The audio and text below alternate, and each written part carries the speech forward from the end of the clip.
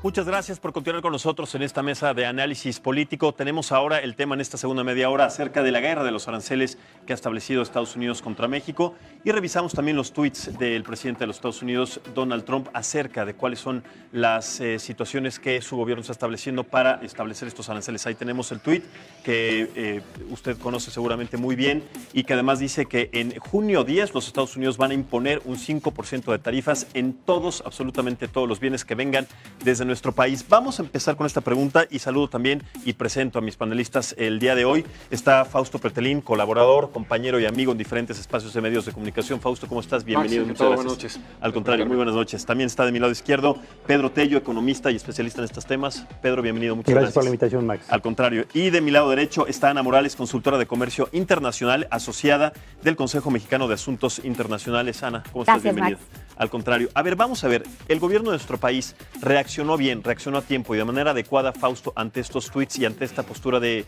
gobierno de Donald Trump sobre esta imposición del 5% en productos en general cuando sean exportados de México? Yo creo que reacciona de manera acelerada, es decir, y lo digo con base a, pues tal parece que en Twitter se tiene que dar de alguna manera informar lo que se está haciendo. Este viaje del secretario de Relaciones Exteriores, la carta me parece que le faltan cifras, le faltan estos elementos que corren muy rápido, mucho más rápido que la retórica. Se tuvo que tomar en cuenta, me parece que a la embajadora de México en Washington, Marta Bárcena, que es notable, es una gran embajadora. Creo que faltó... ¿Por qué no se le tomó en cuenta, Fausto? Yo no lo sé, pero por la lectura de la carta que manda el presidente López Obrador al presidente Trump, me parece que no la toman en cuenta. Y te lo digo porque hay varios elementos que me llaman la atención, es decir, el hecho de que ya no va a ser optativo para los mexicanos viajar a Estados Unidos, ese no es el tema. Me pareció que de alguna manera el tema de que primero, que critica al presidente de México y sí lo hace bien, a Trump diciendo que esto de primero América, bueno, también el presidente López Obrador dice la mejor política exterior es la política doméstica. Es decir, hay elementos que podrían sobrar. Y me falta un elemento que es las cifras, contradecir a Trump con elementos claros, contundentes, las cifras oficiales, todas las mentiras del presidente de Estados Unidos se pueden ir desmontando, sobre todo tomando en cuenta, Max, el documento que emitió la Casa Blanca ayer por la noche, que es un documento, es panfletario, es electoral, es mentiroso, es el mismo documento prácticamente, es una plantilla de lo que Trump dijo el 15 de junio del 2015 en su torre en Nueva York en contra de los mexicanos. Prácticamente es lo mismo. Sí, y es una postura, yo considero timorata, sobre todo por una situación de agravio que se mantiene constante del gobierno de los Estados Unidos, concretamente de Donald Trump. Y no solo no responden con estos datos duros, sino además López Obrador dice que no va a caer en provocaciones y que no es el momento para establecer justamente esta situación conflictiva, sino que se puede arreglar a través del diálogo. Vamos a revisar la carta precisamente que envió Andrés Manuel López Obrador a Donald Trump. Ahí la tenemos. Pedro, ¿tú qué consideras que le faltó a esta carta, más allá de la reflexión muy acertada que hace Fausto con nosotros, sobre los datos duros y sobre todo la posición de su gobierno ante estas acusaciones y ante esta posición del gobierno de Estados Unidos que es permanente, es de agresión permanente de Trump? Yo diría dos cosas en principio. Primero, no deja de ser paradójico que cuando el gobierno de México inicia la última fase para la modernización del TEMEC, el Tratado de Libre Comercio de Estados Unidos y Canadá, justo cuando estamos por iniciar el último paso, de Estados Unidos proviene el último ataque en materia estrictamente comercial contra México. Estamos frente a algo que no es novedoso. Si me permite, Pedro, Sí, claro. tenemos un problema con su micrófono. Ahorita lo vamos a cambiar. Vamos a regresar. En este momento vamos a usar otro micrófono. Sí. ¿Sí puede retomar otra vez la idea, Pedro? Sí, claro. Comentaba yo que no deja de ser paradójico que justo cuando en México se inicia la última etapa del proceso de revisión y aprobación del contenido del TEMEC, venga justamente el último y el más reciente ataque de Donald Trump contra el libre comercio. Así que la primera anotación que vale la pena señalar es que el ambiente y el escenario en el que se produce justamente este ataque de Donald Trump tiene que ver con el ánimo de México por ratificar su compromiso a favor del libre comercio. Correcto. Segunda cuestión que es importante señalar, estamos frente a un presidente, el de Estados Unidos, que se mueve, yo diría, entre impulsos proteccionistas y ahora frente a un interés prácticamente aislacionista en materia estrictamente geográfica. Y esto, desde luego, lo que coloca a México es como un país rehén y al libre comercio entre ambos países como rehén de una agenda política que está perfectamente definida en el caso de Estados Unidos por las elecciones que van a tener lugar en unos cuantos meses. Y la tercera cuestión que vale la pena señalar a propósito de esta carta es que, más allá de que no nos guste la redacción o el contenido de la misma, que carece, en mi opinión, en muchos sentidos del toque diplomático, del toque que tendría que tener la carta que firma el presidente del Ejecutivo de nuestro país, más allá de eso, yo creo que hay un acierto en la misma cuando convoca al diálogo en lugar de a la confrontación. Si tratáramos de responder en los mismos términos bajo los cuales Estados Unidos está ahora mismo tratando de abrir una agenda de trabajo o de trato en materia comercial a México, yo tengo la impresión y la certeza de que México perdería mucho más en el corto plazo de aquello de lo que eventualmente podríamos ganar. Y esa pérdida viene fundamentalmente por dos indicadores clave. Uno, el comportamiento del precio del dólar, que ya se ha encarecido, y el efecto que tiene sobre empresas mexicanas que dependen de la importación de insumos, materia prima, maquinaria, equipo, etcétera. Y el otro indicador que también es muy importante es el efecto que tiene sobre expectativas de empresarios que están a la espera de noticias favorables para retomar proyectos de inversión que mantienen hoy en día prácticamente en pausa. Correcto. Antes de ir contigo, Ana, vamos a revisar estas declaraciones del presidente Andrés Manuel López Obrador en la conferencia mañanera y seguimos analizando este tema. Vamos a escuchar. Como lo digo en la carta, no consideramos que deba de aplicarse la ley del talión. No es diente por diente, ojo por ojo, porque nos quedaríamos chimuelos o tuertos todos. Tenemos que buscar el diálogo, la política, entre otras cosas, también lo digo en la carta, se creó, surgió, se inventó para evitar la confrontación y para evitar la guerra. Entonces, vamos a hacer política, mucha diplomacia y vamos a actuar con responsabilidad. A ver, escuchamos ya las palabras de Andrés Manuel López Obrador al respecto. Ana, considerando también y retomando la opinión de Pedro y de Fausto, México ocupa el lugar número 13 en economías de exportación de 164 países. En el mundo, siento que además su primer cliente y su primer principal socio comercial es Estados Unidos. Donald Trump establece que la situación que toma esta decisión, por la que toma esta decisión es por la migración, el problema de migración que México no ha solucionado según él, y la segunda porque una vez más declara que Estados Unidos ha sido timado, ha sido abusado durante años, durante décadas en los acuerdos comerciales anteriores y que por eso ahora está todavía retomando, previo a lo que decía bien Carlos, previo a que faltan solamente algunos detalles para cerrar el Tratado de Libre Comercio de América del Norte. ¿Qué opinas al respecto sobre esta posición del gobierno mexicano? Mira, hay que tomar en cuenta algo muy importante. Esta es la primera vez que observamos que el presidente Donald Trump va a invocar una ley que es la International Emergency Economic Powers Act. Entonces, ¿por qué es importante? Yo coincido con Pedro en su análisis de que la respuesta del gobierno mexicano podría parecer, digamos, tímida, vista desde un espejo desde afuera, pero aquellos que nos dedicamos a analizar la política exterior mexicana, ¿no? Y también la política exterior y doméstica norteamericana, el presidente Trump va a invocar esta ley o está invocando esta ley en base a un tema de seguridad nacional donde la migración ilegal procedente de México ya es una crisis de seguridad nacional para los Estados Unidos. Pero la migración de alguna manera, y lo tocamos aquí, le conviene también a los Estados Unidos, es parte de la generación de su economía. Claro. Porque tendría que poner esa condición para imponer estos aranceles, Ana. Claro, eso lo sabemos, ¿no? Y cualquier norteamericano promedio lo sabe, ¿no? Las exportaciones mexicanas son vitales para la economía estadounidense. Somos principales La mano socios. de obra, legal o ilegal en los Estados Unidos, es vital, es un motor de la economía estadounidense, pero ese no es el tema. El tema es que ahora nos encontramos también en un periodo donde el TEMEC está en la cuerda floja en el Congreso de los Estados Unidos. Entonces, el presidente Trump en este momento ya tiene muy pocas herramientas y ya tiene ahora sí que pocas stakes, como dicen los americanos, en la mano para poderle torcer el brazo, literalmente, ¿no?, a la vocera Nancy Pelosi, a la cual yo admiro bastante personalmente, ¿no?, porque están literalmente agarrados del chongo, ¿no? Entonces, yo coincido con Pedro que el año pasado, justamente en el cierre de la negociación del TEMEC, nos doblaron el brazo un poco con los aranceles al acero y al aluminio. Y ahorita, pues hay que recordar que Nancy Pelosi y los demócratas le pidieron al presidente Trump que esos aranceles tenían que quitarse para que los congresistas norteamericanos pudieran siquiera retomar el tema del TEMEC y tal vez considerarlo, ni siquiera votarlo, pero nada es una más recomendación considerarlo. más que una imposición o una petición, No, es una consideración. fue una petición formal. Entonces Trump no le quedó de otra más que levantar los aranceles al aluminio y al acero.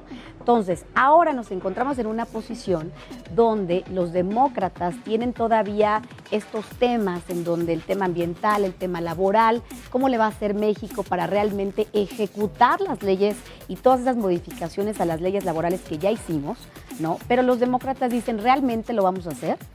Entonces, pues la acción del gobierno mexicano, que bueno, fue realmente pues coincidencia, ahora sí que mala pata, ¿no?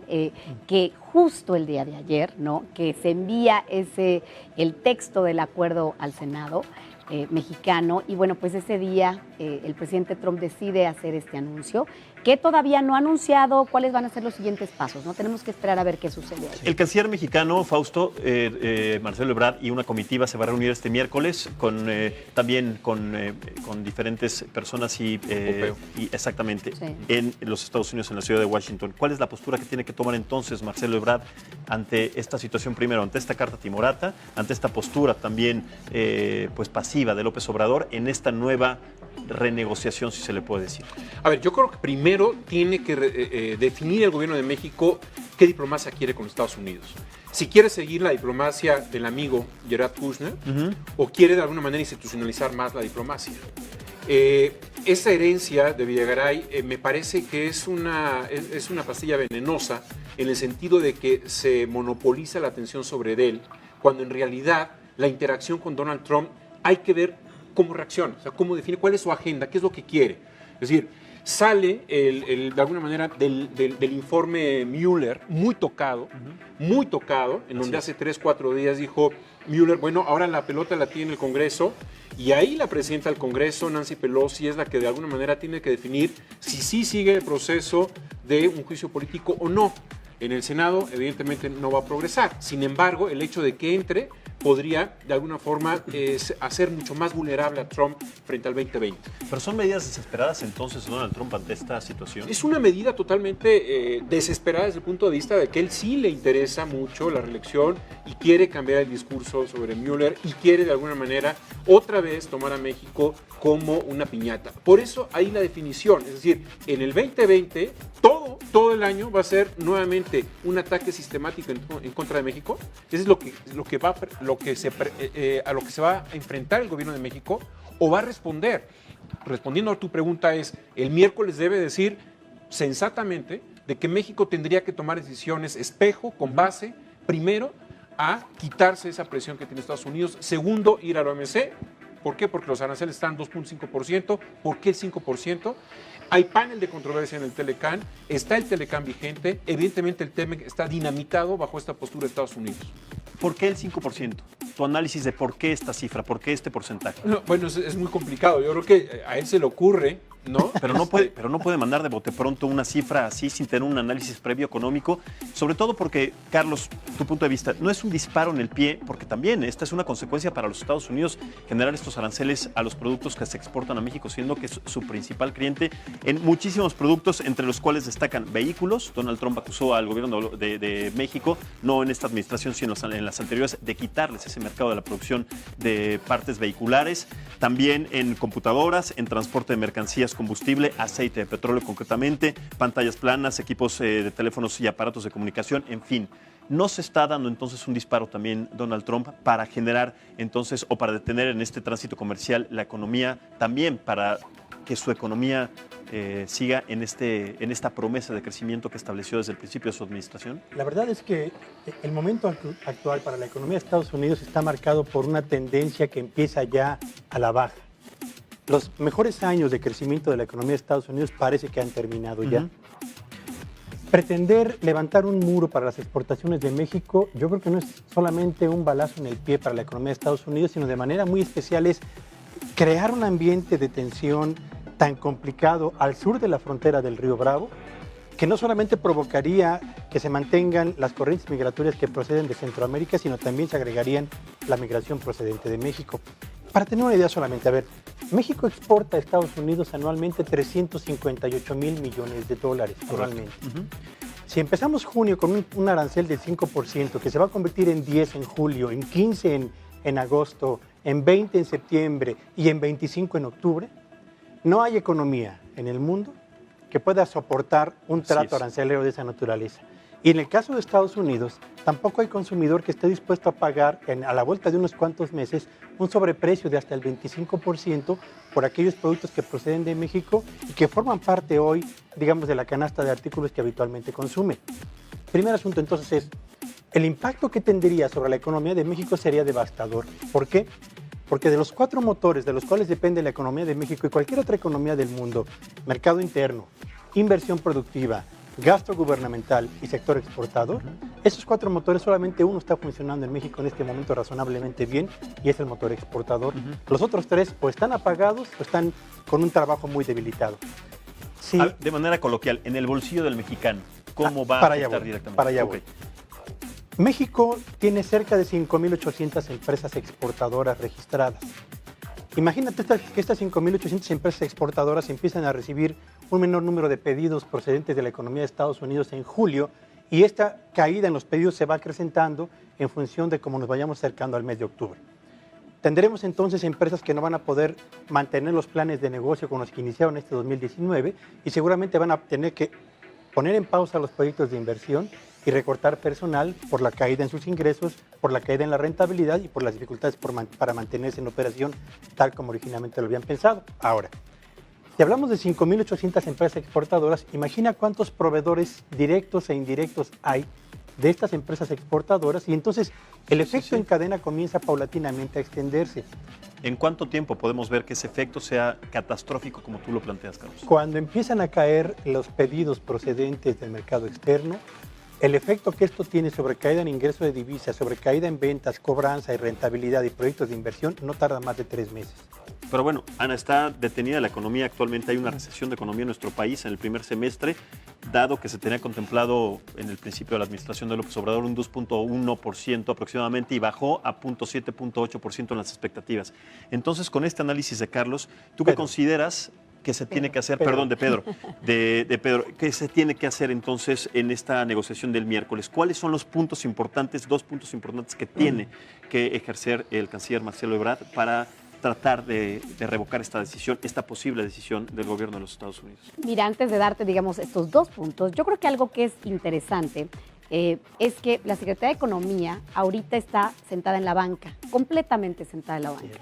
Esto es muy importante mencionarlo porque tuvimos una Secretaría de Economía con un secretario de Economía, el de Alfonso Guajardo, que fue muy buen secretario, y con un equipo negociador que ya no está. Este equipo negociador ya están trabajando en otros lados, afortunadamente, ¿no? Pero se fue, sí, ¿no? Se fue el porque know-how. la continuidad es importante, Claro. ¿no? Sí, claro. Tenemos que se fue un know-how, ¿no? De funcionarios públicos que estuvieron en la Secretaría de Economía con más de 20 años o 25 años. Ellos negociaron el mismo tratado, ¿no? Entonces, tenemos una secretaria de Economía, pues, muy débil. Tenemos un canciller fuerte, pero más fuerte que el canciller es Jesús Seade. Entonces, si yo no supiera sobre política exterior, yo asumiría que el que lleva la negociación y la batuta en materia comercial y en materia migratoria es Jesús Seade. Claro. Entonces, quien está, bueno, detrás de Ebrard. Entonces, 2 recomendaciones, digamos, o sugerencias de política comercial y exterior, ¿no? Porque estos temas se están ligando ahora, están muy paralelos. Pues es pensar en el largo plazo. El tema migratorio es un tema que no se va a resolver en el corto plazo. Lo sabemos. No se va a detener ni en este año, No. ni en los que siguen, ni en los próximos, no sé, 5 o 10 años, porque las economías de Centro y Sudamérica parece que no van a progresar, ¿no? Ese es el estimado, ¿no? Es correcto. Y hay que pensar en el largo plazo. Entonces, estamos ya, México ahora sí que quedó un poco apachurrado, ¿no? En una carrera electoral que ya viene en los Estados Unidos, ¿no? Donde mucho de lo que vamos a ver de los comportamientos erráticos del presidente Donald Trump serán en respuesta un poco a la base electoral que lo va a reelegir. Entonces, esta administración tiene que estar muy lista para tal vez lidiar con un gobierno estadounidense con otros 4 años más de Trump. Entonces, completamente, porque ¿no? tenemos que ser claros que la reelección de Donald Trump parece inminente, Fausto. O sea, más allá de todas estas presiones y medidas desesperadas, es inminente y lo tenemos que ver de esa manera y el gobierno de México lo tiene que ver de esa manera. Ahora entonces, a partir de esa situación y de esas elecciones, ¿cuál es la postura que tendría que tomar México contemplando el segundo año de esta cuarta transformación? Si les parece, vamos a cerrar con conclusiones sobre esta pregunta y conclusiones generales, 1 minuto cada uno para terminar con esta mesa que se pasó rapidísimo. Sí, mira, a ver, yo creo que primero hay que entender la diplomacia como algo, como una herramienta política que debe de ser usada. No es la ley del talión, o sea, no es el ojo por ojo. Claro. La diplomacia debes de responder de manera proporcional, simétrica, a la decisión que tomó en este caso el presidente Trump. Eso se debe de hacer. Eso es lo que se debe hacer. O sea, obviamente se puede negociar, ¿no? Antes de llegar a esa conclusión. Por eso dije al principio, no hay que precipitarse, ¿no? O sea, yo creo que sí está bien que se manden 2, 3 párrafos para decir, vamos a analizar y en 24 horas tomamos la decisión. Pero yo creo que se tiene que tomar eso en cuenta.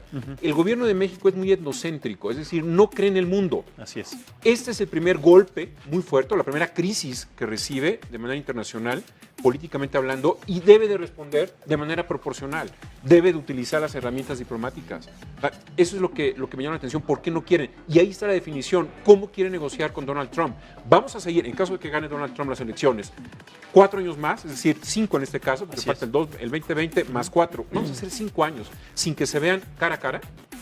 Vamos a seguir con esa pauta que dejó Peña Nieto. Yo creo que la primera decisión que debe tomar de manera, ahora sí que paralela, es ir a Osaka, Japón, al G20. Precisamente el presidente López Obrador tiene que ir, no tiene que ir. No, o sea, está bien que vaya Marcelo Ebrard, pero el presidente debe de ir precisamente para poner sobre la mesa este tipo de decisiones totalmente irracionales. Correcto. Del presidente de Estados Unidos. Correcto. Rápidamente, Pedro. Yo creo que va México por 2 objetivos estratégicos muy importantes. El primero, desde luego, es el desmantelamiento de este muro proteccionista que en materia comercial pretende levantar Donald Trump. ¿Lo va a conseguir o no? No estoy seguro.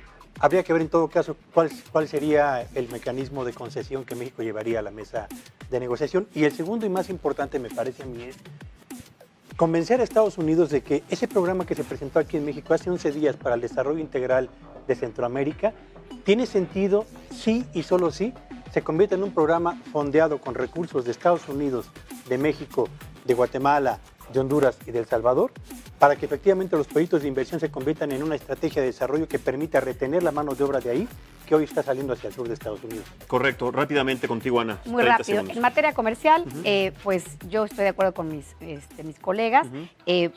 OMC, ¿no? Así lo ha hecho la Secretaría de Economía, entonces todo este tiempo, y yo creo que México debería seguir esa línea en materia comercial. Y en materia migratoria, pues se requiere de mucha innovación y de mucha negociación entre los dos gobiernos para pues tener nuevos planes, porque los que están ahora me queda claro que no están sirviendo. Les propongo que la próxima semana, un poco más adelante, nos reunamos, analicemos este tema con base en la negociación que van a tener el miércoles de esta semana, bueno, de la próxima semana, y analicemos exactamente cuáles fueron los resultados. Fausto Pretelín, muchísimas gracias. Max, Pedro Tello, muchísimas gracias. Ana Morales, Gracias, muchísimas Max, gracias por muchísimas acompañarnos gracias. en esta mesa. También muchísimas gracias a todos ustedes por habernos acompañado. Les reitero que estamos siempre en las plataformas digitales en vivo para que nos acompañen en Facebook, Twitter e Instagram, y también en el 151 de Easy. El próximo lunes, la próxima semana, también los espero aquí en punto de las 9 de la noche para seguir con los temas de la agenda nacional más importantes. Soy Maximiliano Espejel y les recuerdo que me pueden seguir también en mis cuentas de Twitter, @MaxEspejel. Cualquier comentario siempre será tomado en cuenta. Muchísimas gracias. Pase un excelente fin de semana y nos vemos, como le digo, el lunes a las 9 de la noche. Hasta la próxima.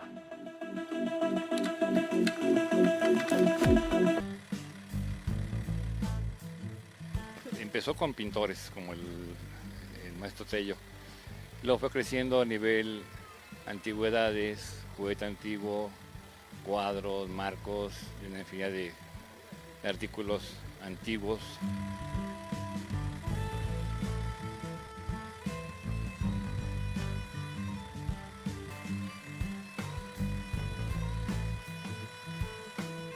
infinidad de cosas, o sea, depende para todos los gustos.